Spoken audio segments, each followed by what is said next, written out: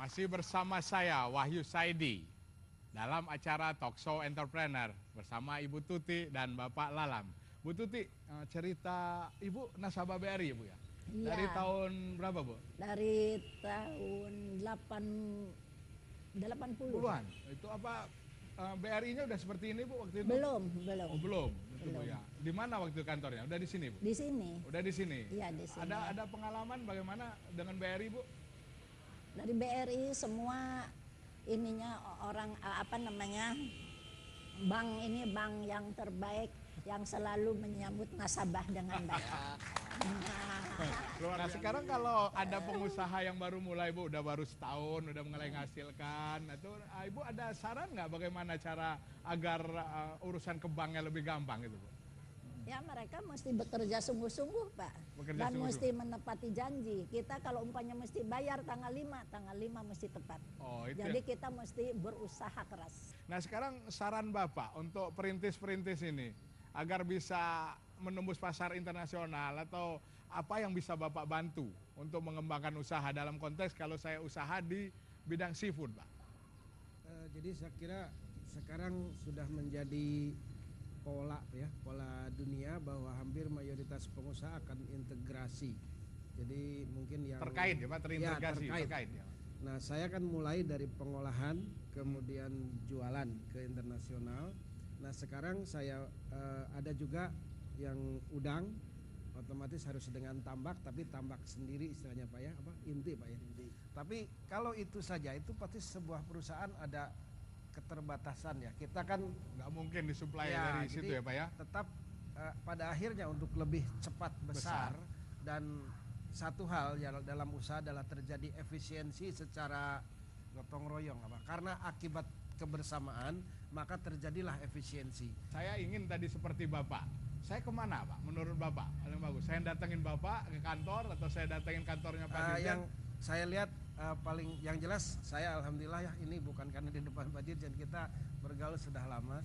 Jadi ada dua kebijakan yang sangat bagus dari DKP. Satu adalah ini kebetulan memang di bawah Pak Made bahwa import udang itu di stop karena memang banyak resiko lah, penyakit macam-macam, belum jadi persaingan. Terus yang kedua ada yang tadi Pak Made katakan Permen nomor 5 tahun 2008 Pak ya. Itu yang mengharuskan seluruh hasil tangkapan laut Indonesia tidak boleh diekspor dalam gelondongan tapi harus diolah dulu. Itu kan istilahnya jadi bahasanya create job Pak ya, create job dan create value. Karena ya sekedar Bapak tahu untuk mengolah 1 bulan 500 ton ikan itu perlu tenaga kira-kira 500 orang Pak. Ya gitu jadi, Pak. Artinya bahwa padahal laut kita berapa ribu ton 1 bulan. Seandainya saya punya banyak tongkol nih Pak, saya udah petani atau saya pengumpul, kemana saya bawa tongkol saya nih Pak?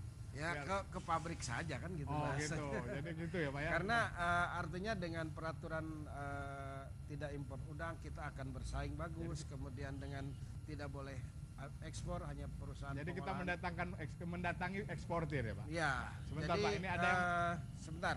Saya lanjutkan ini skema integrasian tadi akan jadi efisien apabila ada mitra dalam artian bahasa umumnya plasma Pak ya, bahasa umum. Apakah itu di penangkapan, di budidaya, bahkan sebetulnya ada satu skema yang kalau jauh itu kan pengolahan itu bertingkat Pak.